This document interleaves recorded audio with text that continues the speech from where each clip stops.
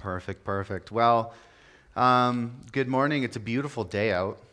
I woke up and I thought to myself, I thought yesterday was Sunday. It's one of those weeks where yesterday was Sunday, not today. So it's a good thing I made it here too. Might have just not made it. But if you've been with us at all, if not, we're going through Matthew. We're going to stick there. We're going to keep going through Matthew. And so we are in Matthew chapter 7 now. Man, it's a big chapter for us. Jesus loves relevancy. He loves to talk about who we are, who you are. He starts with you a lot of the time, right? And we were talking last week about fasting. So this whole concept of fasting is hard, and we don't understand it. So people don't do it because they're like, well, it's really hard to fast, right? I would pay you, so I to fast because I love food and eating, and it's what sustains me, and if I don't eat, then we're grumpy, right? Then I'm mad at people all day, and it's like, don't talk to me. But so fasting's really hard, and we don't understand it. So we're breaking down what fasting does, right? Fasting moves the heart of God, right? When we fast, it's saying, hey, I don't need this food and the sustenance. I actually need you. I need more of God. We can move his heart towards us, right? And ultimately, we get more of him, right? And we can say, hey, there's something in my life needs to change. Maybe that's what needs to happen. You fast over that. And that's kind of what fasting does. It's this greater reality of showing you the things that you worship, right? We worship food every day, 3 times a day. We love it, maybe more than 3 times a day, right? I had pizza last night. My parents visited, and that's dangerous because I'm like, ooh, pizza, you have to eat all of it, right? And it's a bad place to be. So it's this thing that you worship, holds your attention. And then he goes into, hey, where is your treasure, right? What does your heart follow? So if I'm staring at a tree, crossing a field, I'll cross the field and I'll probably get straight across it. But if I'm looking at my feet, I'm going to move. I zigzag, right? I said when I'm walking with my wife, she loves looking at me because I know I'm pretty cool. I don't know. And so she's always walking into me and because her attention's on me. So where's your attention? Where's your treasure? Because where the treasure is, your heart follows. It's what you're going to worship. Do you worship people? Do you worship money? Do you worship food? Do you worship all these different things? It forms you. You become that person. So fasting lets you physically live out this Jesus reminder. And he finishes that chapter with this beautiful reminder of, listen, look at the birds, look at the flowers, look at all these amazing things God has created and put in your life. Guess what? You're worth more than all of it. And fasting is basically this reminder of, man, there's so much more worth in my life. It's exposing the things of our life that we say, hey, I don't trust God to care for me. I need to provide and bring for myself. And so Jesus has been exposing hypocrisy in the church, right? And hypocrisy, this word comes from the Greek word of pretending, a play actor. You're fake. You wear a mask. And so he's exposing hypocrisy. And usually hypocrisy leads to a couple things. It leads to the elevation of yourself, okay? So if you're a hypocrite, it leads to the elevation of yourself of, hey, I'm awesome, I'm great, look at me, and that's your reward, he says. But then once you've put yourself on the pedestal, then you start to judge those around you. And so this is what we're getting into today, judging. And the standards that we create when we put ourselves up on the pedestal. There's this movie with Jim Carrey called Liar Liar. Now, I'm not endorsing the movie. Don't come at me, okay? Don't go watch it and say, well, the pastor said to watch it. It's not what's happening. But in this movie, Liar Liar, Jim Carrey's character, he is a lawyer. And, if you think of a lawyer, they're a little bit skeezy. No, I'm just kidding. If you're a lawyer here, we love you. Welcome. But, you think of a lawyer, right? Maybe they lie a lot. They bend the truth, okay? And so Jim Carrey, this was his character. Wasn't a great guy, right? And so it's his son's birthday that comes up, and he misses it again. He said, I'm going to be there. I love you, of course, whatever. I'm going to be there. And he misses his son's birthday because he's not a good dude. And his son, blows out his candles and makes a birthday wish. And birthday wish was, I wish for one whole day my dad couldn't lie. This was his birthday wish. And so Jim Carrey goes about his whole day as a lawyer, trying to, bend truth, lie, and whatever, navigate the people around him. But there's this one scene where it's funny. Again, don't come at me. You can watch it, make your own judgments. we can talk later about it. One scene where he's in this room with all the high execs, okay, his bosses, people that matter. And he's there, and this one woman found out that he couldn't lie the whole day. And so she's like, oh, come with me into this room. And she says, what do you think of these people, to Jim Carrey, right? He has to answer when he's having conversations. And so he kind of, is trying to hold it back. And then eventually he just gives his unsolicited, judgmental thoughts of every person in this room. All his bosses, all the people that matter, just anything that came to mind just came out, right? And it's this crazy, scary image. If you thought with me for 1 second that if you woke up and had a whole day where you interacted with people and you talked to them and they asked you questions and you had to tell them every single thing you thought about who they are, what they're doing, how they spend money, their relationship, right? Like, that would be a scary day. Like, all the guys in here are like, oh, don't let that day come, please. That's like scary day for a dude. Don't let me into my head, right? You might get some crazy things going on. And this is what my thought is, like, we are so caught in our heads of we could be never truthful with people if we had to tell them everything, right? I'm sure your mind is a scary place. I don't want to enter it.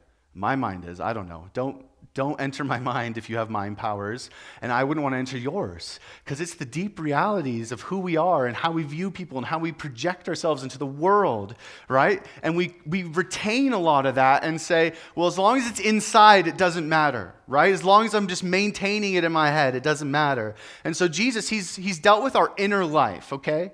He dealt with the inner life, the spiritual disciplines, how we pursue the Father. He dealt with giving. He dealt with fasting. He dealt with prayer. And I love all these things, right? I'll remind you. He says, when you do them, right? It's expected. If you're a Christian, you say, hey, I believe in Jesus. When you do these things, it's not if you want to fast, not if you want to give, not if you want to pray, not if you want to go be in silence and solitude. When you do them.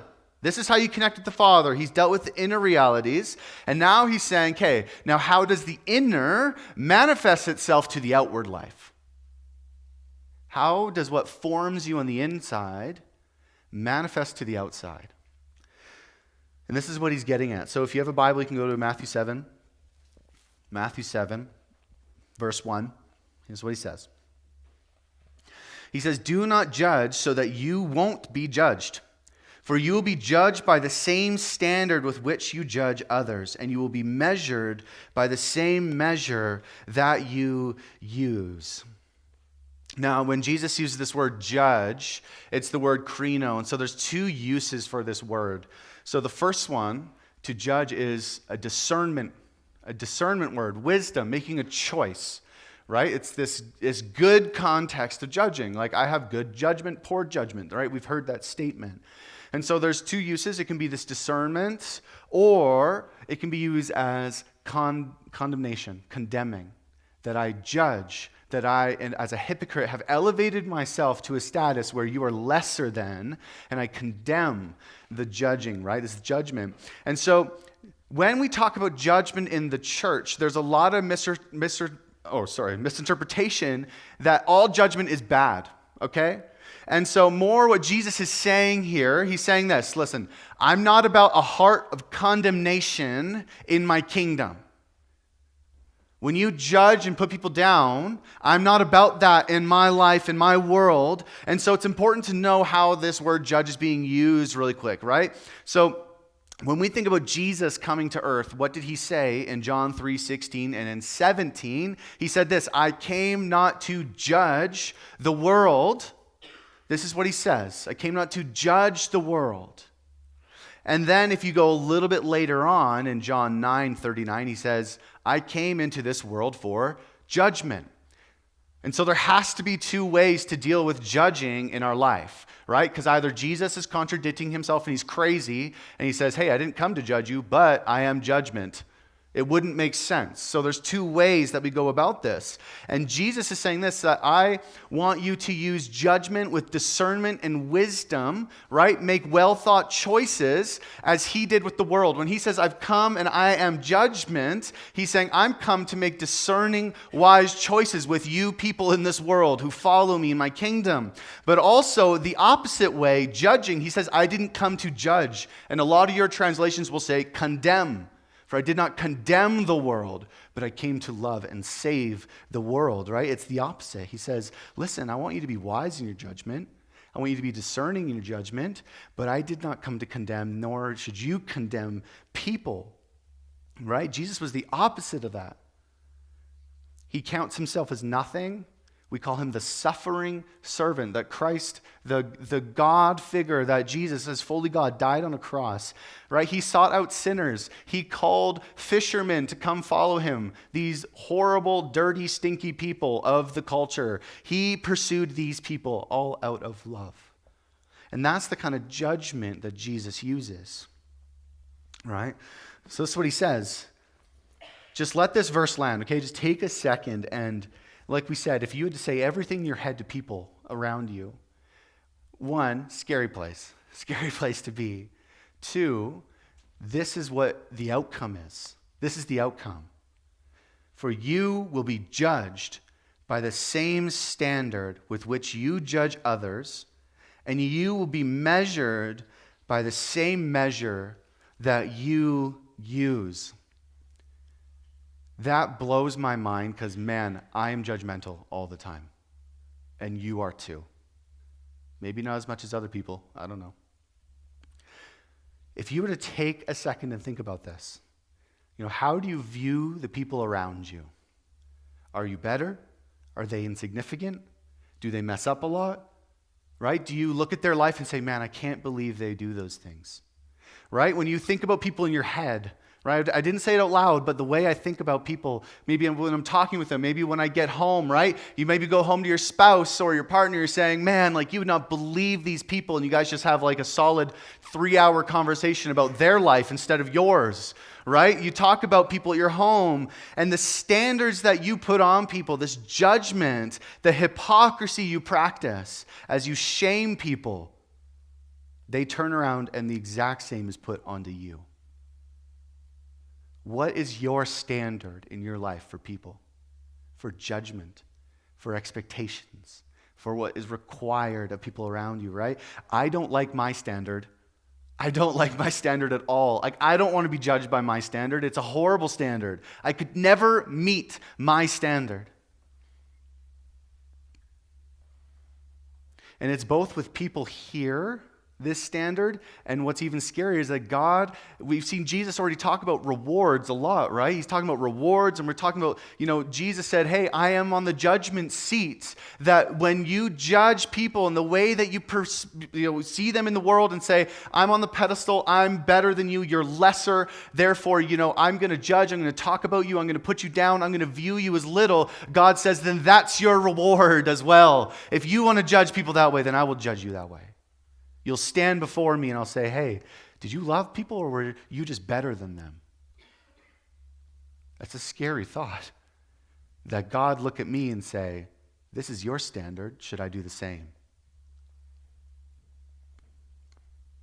Right? And so he talks about what it looks like to stop that. He talks about this, and this is what I love is Jesus has some great examples for this. And he says this, so why do you look at the splinter in your brother's eye but didn't notice the beam of wood in your own? Or how can you say to your brother, let me take the splinter out of your eye, and look, there's a beam of wood in your own eye? Hypocrite! First take the beam of wood out of your eye, and then you will see clearly to take the splinter out of your brother's eye. And here's the problem that we develop in our lives. This is often kind of the issue. We grow so dissatisfied with our own life, how things go for us, how the outcomes of life are going, right? We get discontent with what we have. Then we are jealous of people around us, right? Like, well, I wish I had that boat. I wish I had that pool. Well, that's sure nice that they can spend money like that. That's sure nice that, their family goes on that vacation and they all like each other, apparently. I don't know. Do families like each other? Maybe. Right? And you cling to these thoughts that are supposed to make you feel greater and better. Right? Because you're dissatisfied. And when this happens, Jesus says, listen, you are blinded. You have a log in your eye. I don't know about you, but picture a log going through my eye. One, my eye's gone, okay? I can't see. It's gone. And two, it's just sitting there, this massive object. Like, I don't know what a log looked like for them, but I'm thinking of a logging truck. Like you're driving behind a logging truck and a log comes out from the back. Now you all have a new fear. I don't know if it's ever happened, but this is what we're talking about. If I have a log in my eye, I have no vision for the future. I have no way to be able to see things properly, right? All I can see is this massive object in front of me. And so we lose sight of something. We lose sight of our own shortcomings. We lose sight of ourself. Right? Because all you're looking at is ahead. You're like, I can kind of see the end of the log, and then I see this person there that I'm going to judge. Maybe I'm jealous of. I don't want them to have these things, right? And so I'm going to start doing this thing that I'm going to play God with their life because I don't feel like looking inward into my own life. And when we think we understand other people's inward realities, we put ourselves in that place of God. You're playing God, right? Because you are just so afraid to look inward and say, maybe I need some work done. Maybe there's something wrong deep in my heart. Maybe I'm discontent. Maybe when I look in the mirror, I hate myself and I don't know how to go forward with my life. Maybe anxiety and depression are just rampant and I actually lean into it because I'd rather identify with these easy things than go do the hard thing. And the hard thing is actually looking inward, self-awareness. And we play God with people. We put ourselves in the position of God and say, I can make judgment, right? I can discern things. I can point out all their flaws. I can do all these things. And we end up just being hypocrites who hate on people. And you're afraid to look at your own life. There's this story in the Bible about a Pharisee named Simon. And there's this woman who comes, a sinful woman, when Jesus is in town. And Simon has invited Jesus to his home, and this woman comes with perfume, right? And she comes before Jesus because she hears that he's there, and she meets him with the perfume, and she's weeping at his feet and, wiping and kissing his feet, right? This crazy scene of these dirty, disgusting sandal feet, and this woman is just there weeping with her beautiful perfume. And Simon is over in the corner saying to himself, he's judging, he says, man, if only Jesus knew that sinner, the sin that she has in her life. How horrible she is, that she's known as like the woman who's sinful in this town. If only she knew. And Jesus, right, being Jesus, he knows what Simon's thinking. And so he asks him this question. He asks him this question about debts. He says, Simon, who would be happier, more joyful in getting their debt forgiven? Someone with a great debt or someone with a small debt? And Simon says, well, probably the person with the great debt. And Jesus says, discerning to Simon, and this judgment that Simon has, he says, that's right, Simon. Someone who knows their need, someone who has a great debt to pay, someone who understands how their life is maybe not how they wanted it to go. And he says that, Simon, this woman has done everything right. She's done everything right. She knows the debt that's been paid. When I've come and when I'm going to this cross, she knows the debt that will be paid. And she is coming and worshiping and kissing the feet. And Simon, guess what? I came to your house, Simon, he says, and you did nothing customary. You didn't greet me with a holy kiss. You didn't wash my feet. You didn't give me oil for my head. And he says, you judgmental hypocrite, essentially. You don't think you need to be forgiven for anything. You've been forgiven for little, so you love little, he says. But she's been forgiven for much, so she can love much. And what Jesus does is he holds this mirror up to Simon. And he says, listen, Simon, stop looking at her. Look at yourself. You self-righteous, judgmental hypocrite. She knows her need. You do not. And this is critical what he says. He says, listen, she's been forgiven much. She will love much. And if you think you just need forgiveness for all those little things, your love is just surface level. You love little. An author put it this way, I like this, said, God did not build us with the ability to make final and fair judgment, but he did make us with the ability to love one another deeply. You are not made to be sound of mind when it comes to people and their lives. It's not possible because you are also broken and sinful, and Jesus says you don't have that ability, but guess what? Jesus and God made us with this ability. He says you have the ability to love deeply, which is crazy. It's so interesting that I do not have the ability to judge well, but I can love well. That there's this flip of like, don't even go here. Just pursue people in love. And this is what Jesus is saying. He always starts with you, not the other people. And he wants to bring us to a place where we can actually love the people in our lives. And he always starts with you. We love to start with everybody else. And here's my prompting for you. Start with yourself today. Listen, if you're a narcissist in this room, you probably don't know it. Start with yourself. Start looking inward.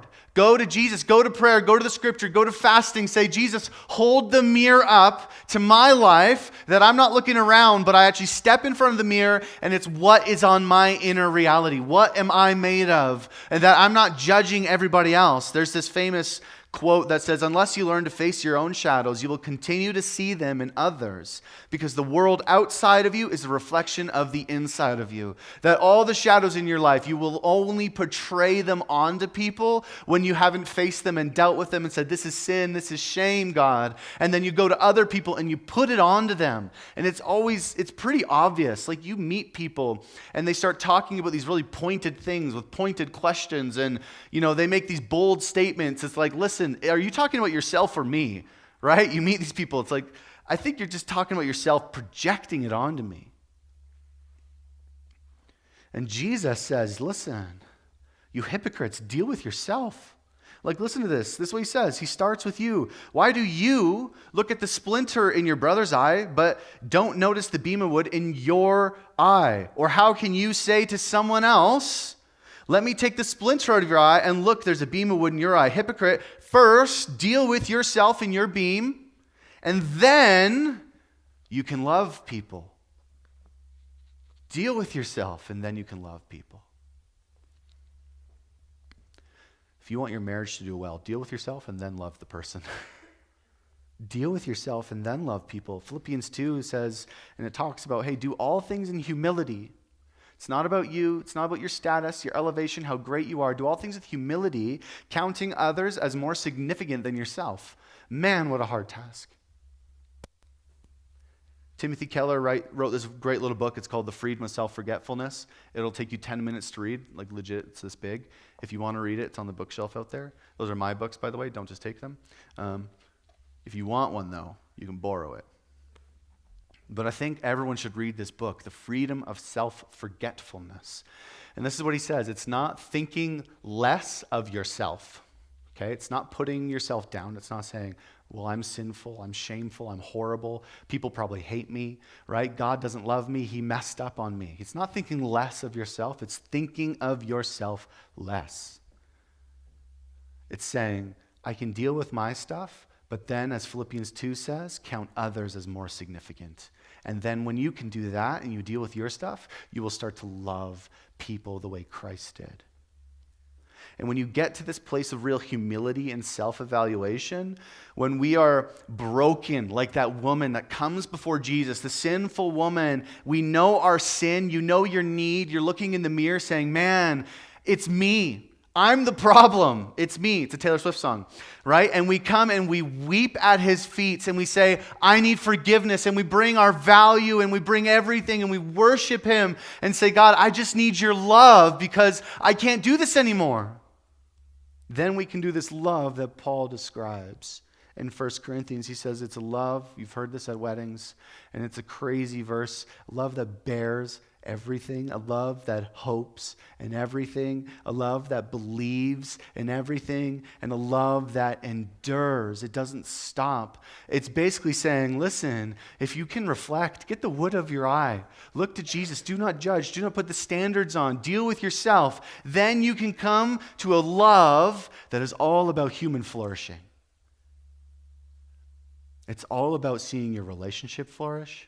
It's about seeing the people around you flourish. It's about relinquishing control and you will start to flourish. And it's not going to do anything that holds people back. It's not going to stop. It's a love that bears, it hopes, it believes, it endures all things. And you can only come to that place with Jesus and yourself, not others. And this is what's interesting. He moves then into this other judgment. Because then your judgment comes from a place of compassion, not condemnation. That you're compassionate to people. You're like, man, I want to see them succeed. I want to see them flourish. I want to see them be broken of that sin pattern. I want that stronghold in their life to be defeated. I want to be able to walk alongside them and disciple them. And we go from a place of condemnation to compassion. And this is what he says. So he says, do not judge so that you won't be judged, for you will be judged by the same standard with which you judge others, and you'll be measured by the same measure that you use. So why do you look at the splinter in your brother's eye, but don't notice the beam of wood in your eye? Or how can you say to your brother, let me take the splinter out of your eye, and look, there's a beam of wood in your own eye? Hypocrite, you're a pretender, you have a mask, you're fake. First take the beam of wood out of your eye, and then you will see clearly to take the splinter out of your brother's eye. And then he says this interesting thing. Don't give what is holy to dogs, or toss your pearls before pigs, or they will trample them under their feet and turn and tear you to pieces. A very interesting ending to do not judge, right?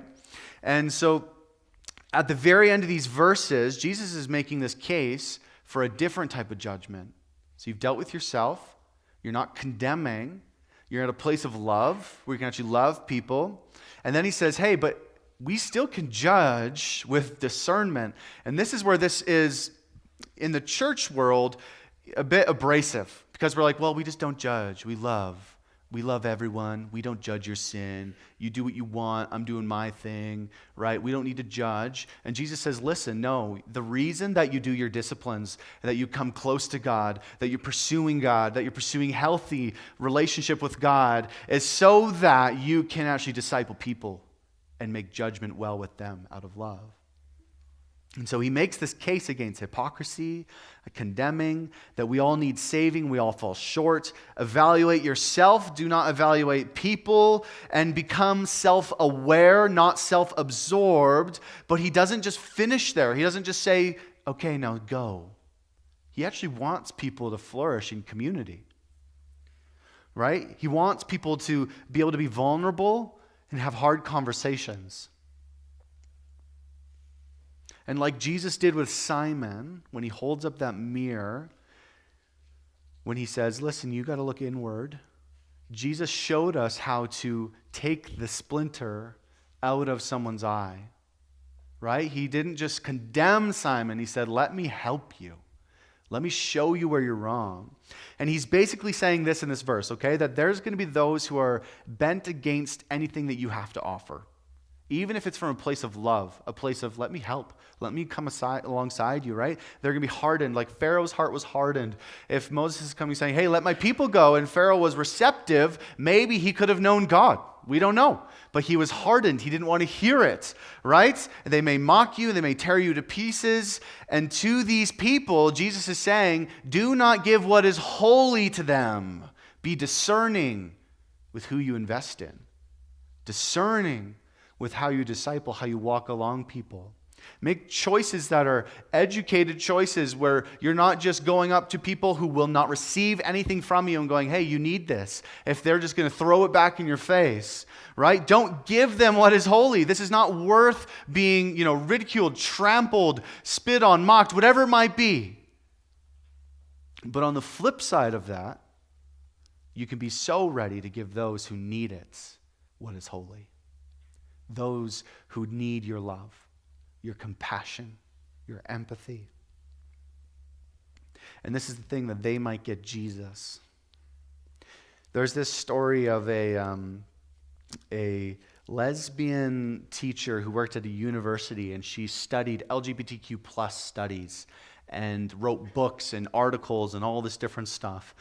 And she was writing this one article about how the right wing is, causing harm and hate towards this group of LGBTQ+. And so this woman received a lot of hate mail from Christians and from people on the right, death threats saying, you need to die. This is wrong, your view of the world, right? And she was very against and persistent of, man, these people are just full of hate. But she wanted to write a book about why and how they caused so much harm to her community. And so she wrote this article against the church, and this pastor reached out to her and said, hey, I read your article. I thought you had some great thoughts. I would love to have you over for dinner. And she said, perfect. My case study, I can just ask this pastor things about, the church and why they do what they do and why they hate us. And so she went over for dinner and they talked, and she said it was really good. So then they met for dinner again, and they met for dinner again. And she said after hundreds of dinners at this pastor's house, one day, she said it just clicked, where she was reading through the scripture. They basically were doing a Bible study every dinner they were having. And she said it just clicked, and I understood that I had never looked at myself and my sin and my shame and how I have just hated God because I actually hated myself. And it clicked that day, and I became a Christian. And she's married now with kids, and she now helps people come out of the LGBTQ+ movement and understand the Bible and understand God and how they're made, and they're beautifully made, and how there's intention for her life, and there's intention, and there's roles, and there's all this beauty in the church. And she now is the one who is far more influential than this pastor could ever be. But do you know why it happened? Because he didn't condemn her. But he said, hey, I know I have need myself, and she does too. And out of love, compelled by his own need, he reaches out, and this woman is now flourishing, bringing people to Jesus. And next week we're looking at this ask, seek, knock, this prayer. But there's a principle after those verses. We call it the golden rule. And this is what it says. Therefore, whatever you want others to do for you, do also the same for them. Whatever you want people to do for you, do the same for them. Would I want someone to look at me and say, man, I just want to see him flourishing. I want to see him know the truth of the Bible. I want him to know that he is not alone in the world. I want him to know that despite his sin, because I have lots of sin, he's still loved by God. I want him to know that even though his worldview is different and wrong, that there's a better way, there's a better reality in life. I would want someone to do that for me. Can we do that for others? Instead of condemning, shaming, hypocritical, putting ourselves on this platform. Well, they do this, they do that, I'm better than them. But actually, when I love them and I understand my need, I can step into their needs. And I just want them to get Jesus. Dallas Willard says this, when Jesus says, judge not lest ye be judged, he's not saying that all judgment is always wrong. He's calling people to a new and better way of relating with one another. Instead of judgmentally condemning or looking down on each other, we can operate with the power of divine mercy that heals what is broken rather than simply hating it. With Jesus, we can practice this golden rule, approaching others with the same dignity and respectful love that we also hope to receive.